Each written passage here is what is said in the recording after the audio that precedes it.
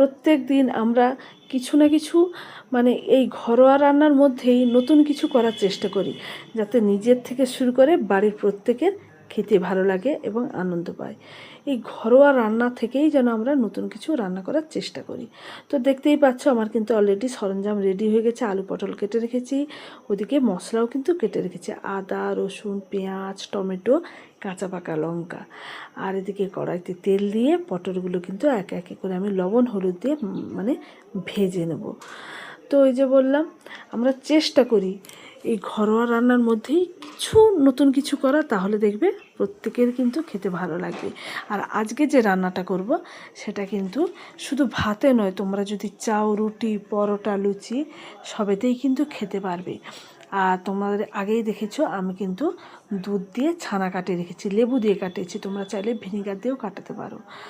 তো আজকে ছানা দিয়ে আলু পটল দিয়ে একটা অন্যরকম রেসিপি বানাবো। আর ছানাটাকে তোমরা যদি চাও রাত্রিবেলা মানে সকালে যদি রান্না করো তাহলে রাত্রিবেলা চাপ দিয়ে রাখতে পারো। আর যারা সন্ধ্যেবেলা করবে তারা সকালেও চাপ দিয়ে রেখে দিলে কী হয়, পিস পিস করে কেটে যায়। আর আমি আজকে কিন্তু পিস পিস করে করব না, ঝুরো ঝুরোইভাবে করব। তো অলরেডি আমার আলু আর পটল কিন্তু ভাজা হয়ে গেছে, লবণ হলুদ মাখিয়ে দেখতেই পেয়েছো। তারপরে গোটা গরম মশলা তেজপাতা দিয়ে আর পেঁয়াজ অল্প কিন্তু ভেজে নিচ্ছি, আর কিছুটা পেঁয়াজ আমি বেটেছি, আর টমেটো। আর এতটাই গরম পড়েছে, খুব একটা আমি গোটা গরম মশলা দিইনি, অল্পই দিয়েছি। খুব মানে এতটাই গরম, যতটা সম্ভব অল্প মশলাই করা।